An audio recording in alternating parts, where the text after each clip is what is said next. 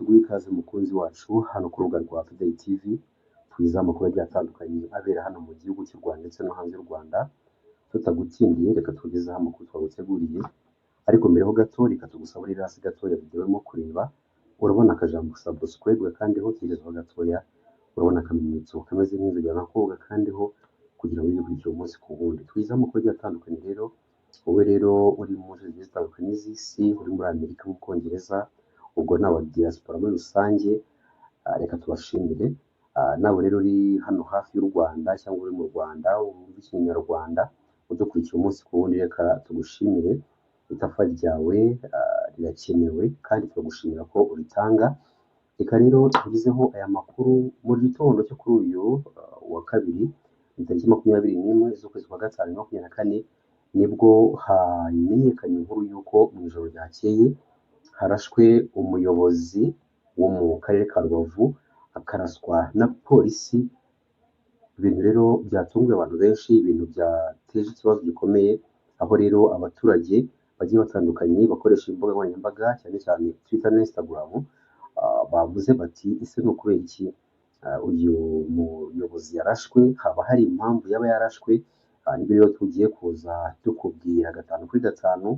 wowe icyo usabwa ni ukudukurikira, niba warakoze subscribe uri umuntu ukomeye, niba utanayikora nawe reka tugusaba uyikore kugira ngo wiyongere mu muryango mugari wacu hano kuri Today TV. Ujye utanga igitekerezo cyawe, urayikinge, usharinge, abantu benshi bagere kuri iyi nkuru. Rero tutizingiye mu magambo cyangwa se twihuse, ni umuyobozi ni sedo w'akagari w'akagari ka Rubavu mu murenge wa Rubavu, n'ubundi ni mu karere ka Rubavu. Nanone uyu mugabo rero warashwe, yarashwe akaguru, rero yarashwe na polisi. Wakwibaza ese byagenze bite kugira ngo uyu mugabo abe yaraswe amaguru? Reka tubigubwire mu nkuru irambuye. N'umuyobozi w'akagari wungirije ushinzwe iterambere mu karere ka Rubavu, sedo, yarashwe na polisi nyuma yo kwibeshywamo umugizi wa nabi. Byabaye mu ijoro ryakeye ubwo uyu musedo cyangwa se uyu sedo w'akagari ka Murambi, aho mu murenge wa Rubavu, yari kumwe n'uhagarariye inkeragutabara mu murenge, bari kuri moto, bagatangirwa n'abagizi ba nabi bagatabaza. Bivuze ngo uyu sedo ndetse n'uhagarariye inkeragutabara mu murenge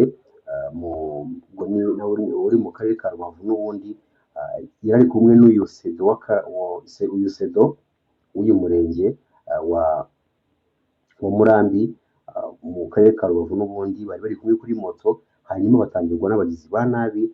Polisi iza kuza ihuye, nyine birumvikana, abantu baratabaje, polisi iraho hafi igomba kuza. Rero polisi ubwo yahageraga yamwibeshyeho, imurasa akaguru.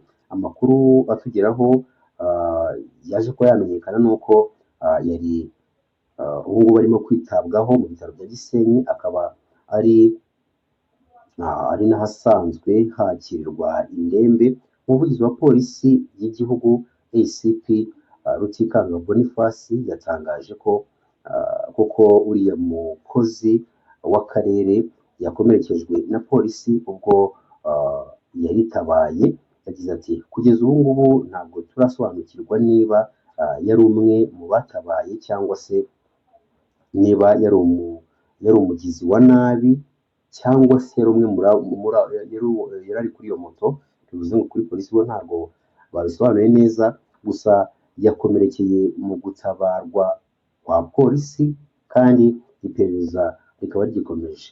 ACP Rutikanga yunzemo ko ubwo polisi yatabaraga hari abagizi ba nabi bafashwe. Kuri ubu ngubu rero bakaba bafatiwe hafi aho ngaho, n'ubundi ubwo abo bagabo batangiriwe kuri moto bagatabaza polisi. Kandi nanone avuga ko iperereza rikomeje ku buryo hari n'abandi bashobora gufatwa. Polisi rero biciye umuvugizi wayo yahumurije abaturage abizeza ko inzego zishinzwe umutekano ziri maso mbere yo kubasaba ubufatanye mu gutangira amakuru ku gihe uko bitanga umusaruro. ntabwo bisanzwe kumva ko mu gihugu cy'u Rwanda hari umuntu utunze imbunda cyangwa se wagerageje gutunga imbunda. Akenshi ndakeka ko ari abasirikare, abapolisi ndetse wenda n'abayobozi bakomeye, nubwo ibyo ntabizi neza, ariko nkeka ko ari bo baba bemerewe gutunga imbunda hano mu gihugu cy'u Rwanda.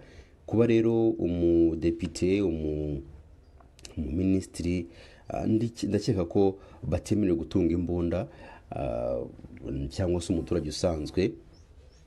Ndakeka ko ibyo byose nta muntu wemerewe gukora ibyo byose, gutunga imbunda, kuba yayikoresha mu buryo bunyuranyije n'amategeko, cyangwa se kuba yayigendera mu ruhame. Ibyo byose ndizera ko leta y'u Rwanda ibyo bintu isa nkaho yabishyizeho umucyo, bigaragara ko nta muntu n'umwe wakabaye ufite imbunda mu nzu ye cyangwa se intwaro runaka. Rero nakora aramutse avugwa muri gitondo ku mugabo witwa Barikana Eugene. Ni umugabo wari umuyobozi ukomeye rwose, kuko yayoboye za Kirehe kera, muri za 1999 kugeza 2001. Aho rero yari umuyobozi wo muri kariya gace. N'ubundi abantu benshi bava muri kariya gace twagiye tuganira baramuzi cyane. Rero si byagarukiye aho, yabaye umudepite mu nteko ishinga amategeko. Rero uyu mugabo byaje gukekwa ko afite imbunda, dore ko bamusanganye imbunda ntoya na magazine, bamusangana na grenade. Ni ibintu rero byatunguye abantu bagira ubwoba, baravuga bati ese nta muntu yaba yarayirashishije cyangwa nta kindi kintu kibi yaba yarayikoresheje. Aribyo rero leta y'u Rwanda yagerageje kugira ngo ikusanye amakuru, imenye neza niba koko uyu mugabo nta kintu kibi yaba yarakoresheje iyi mbunda, nk'uko abaturage bagiye basaba leta kugira ngo bakurikirane neza, bamenye niba izi ntwaro yari atunze nta kibazo cyangwa se nta muntu zahutaje. Reka rero twizeho iyi nkuru mu buryo burambuye. Ni urwego rw'ubugenzacyaha RIB rwatangaje ko mutubabarire, dosiye ya Barikana Eugene wahoze ari umudepite mu nteko ishinga amategeko yoherejwe mu bushinjacyaha ku itariki 16 Gicurasi 2024. Barikana Eugene yatawe muri yombi tariki ya 13 Gicurasi 2024 akurikiranyweho icyaha cyo gutunga intwaro mu buryo bunyuranyije n'amategeko. Uyu mugabo wamaze kwegura ku mwanya wo mu nteko ishinga amategeko yavuze ko izi ntwaro yazitunze kera akibana n'abasirikare, nyuma akaza kuzibagirwa. Nubwo abantu bagiye bavuga bati bishoboka gute ko waba utunze intwaro mu inzu ari we wayubakiye. Byari byose ntabwo abantu babizi neza niba yarimutse ava mu cyumba mu nzu imwe ajya mu yindi, ariko ibintu yavuze abantu benshi bavuze bati ntabwo ari byo, kuko yakaba yazi neza ko ibi bintu bifite mu nzu, kuko ntabwo ari ahagarura urushishi cyangwa ntabwo ari igiceri wenda ngo cyaburiye munsi y'uburiri cyangwa munsi y'ameza. Ati ni ibintu yari asanzwe azi ko bihari, ahubwo abaturage bifuza ko yabazwa nyamukuru aho izo mbunda cyangwa se izo ntwaro, impamvu yari azitunze, icyo yazikoreshaga n'ibindi. Kuri Barikana, amakuru avuga ko uyu mugabo yasanganywe grenade imwe ndetse anasanganywa magazine y'amasasu akoreshwa mu mbunda izwi cyane ku rwego mpuzamahanga nka AK-47 ntoya cyangwa se submachine gun. Usanzwe magazine ya AK-47 iba ishobora kwakira amasasu agera kuri 30, uretse ko ashobora kwiyongera cyangwa se akagabanuka. Icyaha akurikiranyweho cyo gutunga iyo ntwaro mu buryo bunyuranyije n'amategeko giteganywa n'ingingo ya 70 y'itegeko ryerekeye intwaro. Aramutse bihamijwe n'urukiko yahanishwa igifungo kuva ku mwaka umwe ariko kitarenze imyaka 2 n'ihazabu y'amafaranga y'u Rwanda kuva kuri 1 miliyoni y'amafaranga y'u Rwanda, birumvikana, ariko atarenze 2 miliyoni cyangwa kimwe gusa muri ibyo bihano. RIB iributsa abaturarwanda ko gutunga intwaro bifite amategeko abigenga, ko kandi unyuranyije nayo uwo ari we wese aba akoze icyaha ndetse agomba kubihanirwa cyangwa se gukurikiranwa nk'uko amategeko ahana mu Rwanda biteganya. Barikana yabaye umudepite 2013, mbere yaho akaba yari umuyobozi mu biro bya minisitiri w'intebe hagati ya 2010 na 2013. Gusa kuva muri 2003 kugera 2013 uyu mugabo yari umunyamabanga uhoraho muri minisiteri y'ubutegetsi bw'igihugu mu gihe yari prefe wa perefegitura ya Kibungo hagati y'1999 ndetse na 2001.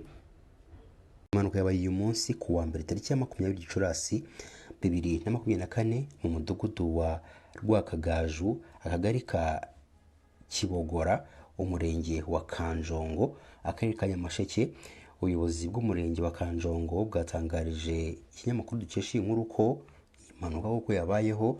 Umunyamabanga nshingwabikorwa w'umurenge wa Kanjongo ariwe witwa Kanyogote Kimana Juvenali yagize ati impanuka yabaye mu masaha ya 8:00 hapfuye motari wari utwaye moto, rero yitwaga Nambaji Jean w'imyaka 34 y'amavuko. Hakomeretse uwo yari atwaye witwa Irutabyuzi Jean Ndoracroix w'imyaka 23 y'amavuko. Uwakomeretse ndetse n'uwitabye Imana bajyanywe ku bitaro bya Kibogora. Nkuru yatangaje abantu benshi. Umugabo rwose ukuze w'imyaka igera kuri 40 yaje kuba yakora agashya nyuma y'uko yasanganywe n'umwana mutoya cyane w'umukobwa yaragiye gusambanya. Ibintu byababaje abantu benshi ariko bikanatangaza abantu benshi. Nibyo rero tugiye kukubwira wowe, nta kindi tugusaba ni ukureba hasi gato ya video urimo kureba, ariko uwo ni umuntu utarakora subscribe, hanyuma urabona akajambo kanditseho ijambo subscribe gakandeho, utegerezeho gato urabona akamenyetso kameze nk'inzogera nako ugakandeho, kugira ngo amakuru tugende tugutegurira umunsi ku wundi ujye abona uri uwa mbere. Wowe wakoze subscribe reka tugushimire, wowe utarayikoze yikore, hanyuma niba waranayikoze turagusaba kujya utanga ibitekerezo byawe, urifuza ko amakuru tukugezaho azajya bameze gute, kuko ubu ngubu ni wowe boss. Ese utanga igitekerezo cyawe, urikinge, usharinge, ku buryo iyi nkuru igera kuri benshi bashoboka, nabo bagende baba updated mu makuru agiye atandukanye tugenda tugezaho umunsi ku wundi. Ubusanzwe ibyo ari byo byose ntabwo amarogi cyangwa se amacumbi abantu bakunda kujya kwiheramo tubyizi cyangwa se kuruhukiramo mu gihe bavuye mu nce zigiye zitandukanye. Biragoye ko bapfa kwakira umuntu ngo bamubaze imyaka ye, dore ko baba bifuza bashaka amafaranga. Ariko kuri ubu ngubu bwo biratandukanye, kuko ni umugabo uri mu kigero cy'imyaka 40 yahuye n'uruva gusenya ubwo yarazanye umukobwa bari bagiye kwihakabyizi, ariko uwo mukobwa bari bari kumwe agakekwaho kuba ari munsi y'imyaka 18 y'amavuko, ndetse akabura ibyangombwa byerekana imyaka ye. Ibi byabaye mu ijoro ryo ku itariki 17 Gicurasi ahitwa Cosmos i Nyamirambo. Amakuru atugera avuga ko uyu mugabo yasohokanye n'uwo mwana w'umukobwa uri mu kigero cy'imyaka 16 na 17, amujyana mu macumbi kugira ngo bihakabyizi. Icyakora bamaze kugera muri icyo cyumba nibwo uwabakiriye yaje kubabaza ibyangombwa. Uwo mugabo arabibona ariko uwo mukobwa we arabibura. Umukozi wo kuri ayo macumbi yahise agira amakenga, abasaba gusohoka ariko babanza kwanga. Nyuma yo kwanga nibwo yababwiye ko agiye guhamagara inzego z'umutekano. Bucyana Holid ni umwe mu bo ikinyamakuru igihe dukesha inkuru cyahasanze habereye isanganya ubwo byari bikimara kuba. Yasobanuye rero neza uko byagenze. Yagize ati umwana yabuze ibyangombwa, abeshya uwari umaze kubaha ibyumba ko yabisize mu rugo. Gusa uwabakiriye yahise agira amakenga kuko byagaragaraga ko uwo mwana ari umwana cyane cyangwa se akiri muto. Uwo mugabo yabwiwe ko bagiye guhamagara polisi, ahita agira ubwoba. Ubwo rero ubwo yasohokaga bivuze ko bamubwiye ko bagiye guhamagara polisi, ahita asohoka yiruka ku buryo no kuri reception bamwibajijeho. Rero Uwiringiyimana Christian nawe yabonye ibyabaye, aho ni umutangabuhamya, aho atunguwe no kubona imyitwarire y'uyu mugabo ushobora gushaka kuryama n'umuntu atazi imyaka ye. Ibi rero bikaba bishobora kumukurira ibibazo birimo no kuba yanafungwa. Yongeyeho agira ati nashidutse ari gusohoka yiruka ahutaza abantu, nibwo twumvise bavuga ngo ari guhunga inzego z'umutekano kubera umwana yarazanye muri loji. Yongeyeho ko n'uwo mwana w'umukobwa muri ako kanya yahise asohoka yihuta avugira kuri telefone kugira ngo hatagira inzego z'umutekano zihamusanga. Umukozi ukora muri aya macumbi utarifuje ko amazina ye atangazwa yatangaje ko yagize amakenga cyane nyuma y'uko uwo mwana amubwiye ko yibagiwe ibyangombwa mu rugo. Yagize ati bakinjira nahise mbasaba ibyangombwa basa nk'abanyirengagiza, nongeye kubisaba umukobwa arambwira ngo arabimpa mu kanya. Nibwo rero nagiye kubazanira icyo kunywa, ariko kuko nabonaga uwo mukobwa asa nk'umwana cyangwa se akiri muto, nkiza nahise mbabaza ibyangombwa birumvikana. Nasanze rero bamaze kwinjira mu cyumba, mpita mbakomangira mbabwira ko niba badasohotse mu cyumba cyangwa ngo uwo mukobwa ampe ibyangombwa ndi buhamagare polisi. Akomeza avuga ko muri ako kanya uwo mugabo yahise agira ubwoba, amubwira ko atari ngombwa guhamagara polisi, ahita asohoka yihuta. Ageze hanze ariruka, ndetse uwo mukobwa nawe asohoka amukurikiye. Mu bantu rero twabashije kubaza, nta n'umwe ugize umenya amazina y'uwo mukobwa ndetse n'amazina y'uwo musore. Nta muntu, nako uwo musaza kuko ari mu kigero cy'imyaka 40, nta muntu rero waje ko yamenya amazina yabo. Nibyo rero byateje urujijo rukomeye cyane. Reka tuguhe ikaze kuri ayo makuru twagiye tugutegurira.